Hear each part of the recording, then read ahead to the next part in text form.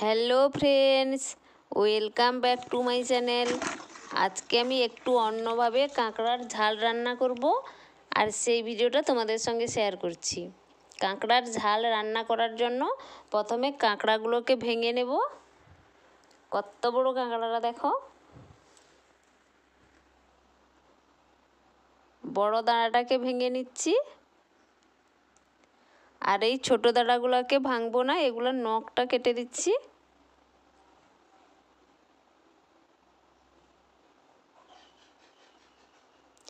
কাঁকড়াগুলোকে ভেঙে নেওয়ার পর ভালো করে ধুয়ে নিতে হবে। সাইডে কাদা লেগে থাকে, তাই ভালো করে পরিষ্কার করে ধুয়ে নিচ্ছি। তারপর এর খোলটাকে ছাড়িয়ে নেব।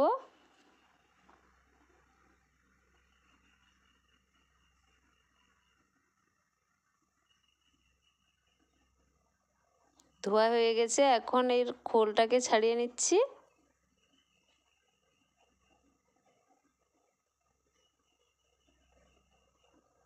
খোলটাকে ছাড়িয়ে নেওয়ার পর এর সাইডে এইগুলাও ফেলে দিতে হয়, এগুলাকে ফেলে দেবো। এবং সাইডে হালকা কাদাও থাকে, তাই এই সাইডগুলোকেও ধুয়ে নিতে হবে।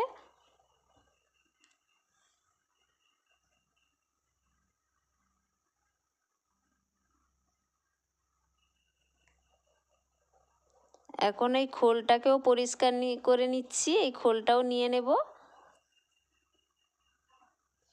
কাঁকড়ার ঘিগুলোকে বের করে কাঁকড়ার উপর রেখে দিলাম, আর খোলটাকে ভালো করে পরিষ্কার করে ধুয়ে নেব।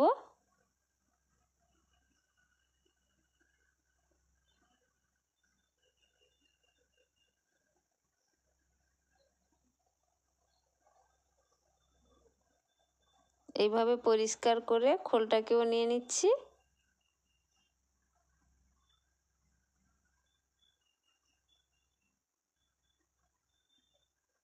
তারপর দাঁড়াগুলোকেও ভালো করে পরিষ্কার করে ধুয়ে নিচ্ছি।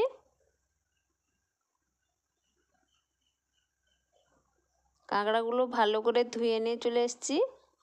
এখন একটা থালার মধ্যে রেখে দিলাম, আর এর মধ্যে নুন আর হলুদ দিয়ে ভালো করে মেখে নেব। এখন নুন দিয়ে দিলাম,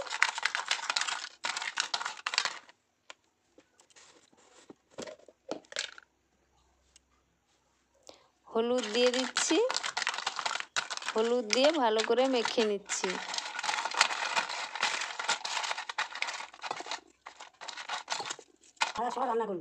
নুন হলুদ মাখানো হয়ে গেছে।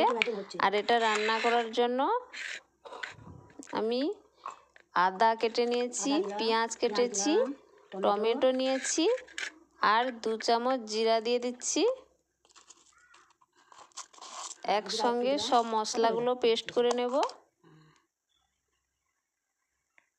এখন আমি রান্না করতে চলে এসেছি। কাঁকড়াগুলো নুন হলুদ মেখে নিয়েছি।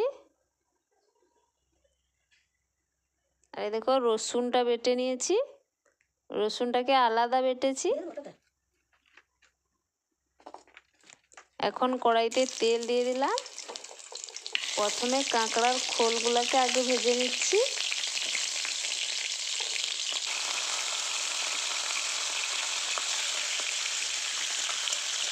এগুলাকে ভেজে তুলে নেব। এখন কাঁকড়ার দাঁড়াগুলো ভেজে নেব।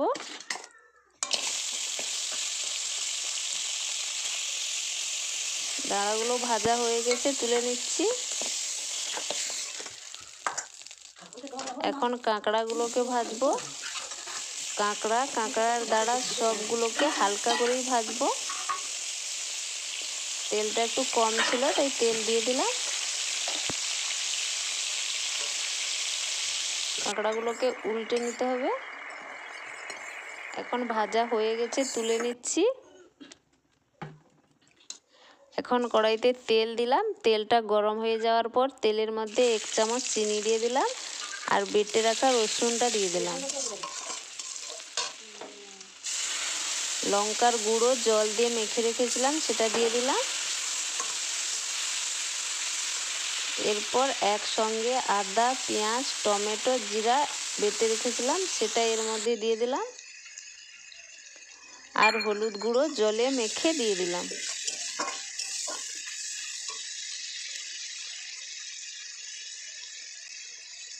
পরিমাণ মতো নুন দিলাম। এখন মশলাটাকে ভালো করে ভেজে নিতে হবে। আর এর মধ্যে 3টে লবঙ্গ আর 2টো এলাচ ফাটিয়ে দিয়ে দিলাম। মশলাটা ভাজা হয়ে গেছে এবং তেলও ছেড়ে গেছে। এখন ভেজে রাখা কাঁকড়া ও দাঁড়াগুলো এর মধ্যে দিয়ে দিচ্ছি। দিয়ে ভালো করে কষে নিতে হবে, তারপর জল দিয়ে দেব।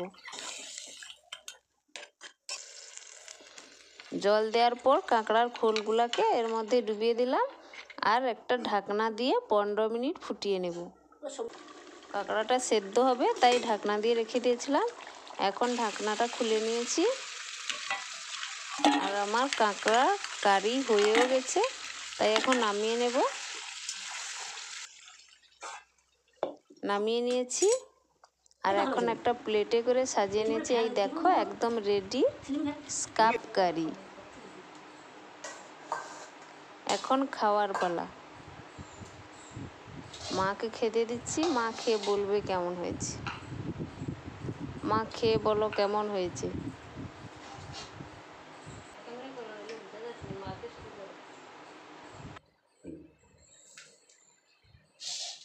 বাবা আবার এই কাঁকড়া দেখে যে লোক লাগছে আমার, আবার নতুন পদ্ধতিতে রান্না করেছে আমার বৌমা। এই যে কী রান্না বাবা আমি কোনোদিন জানিনি, আজকে নতুন রান্না করছি। আগে কাঁকড়া দিয়ে খাই, তারপরে সবজি খাই। দেখি কীরকম করছে রান্নাটা, একটু ঝোল নেই।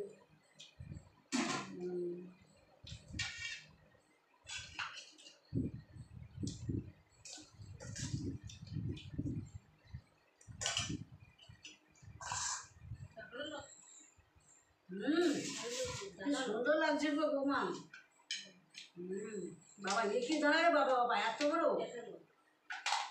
বাবা এ কত বড় দাঁড়া দেখো।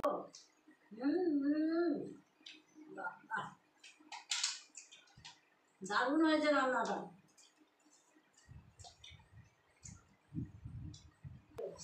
হ্যাঁ কি রান্না রে বাবা, নতুন পদ্ধতি রান্না রে বাবা, এত লোক বাবা বাবা। বৌমা এই রান্নাটা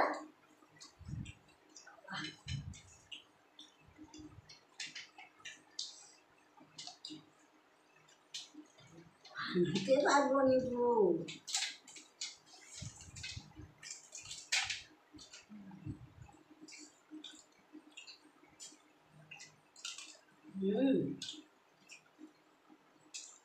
সুন্দর হয়েছে রান্নাটা।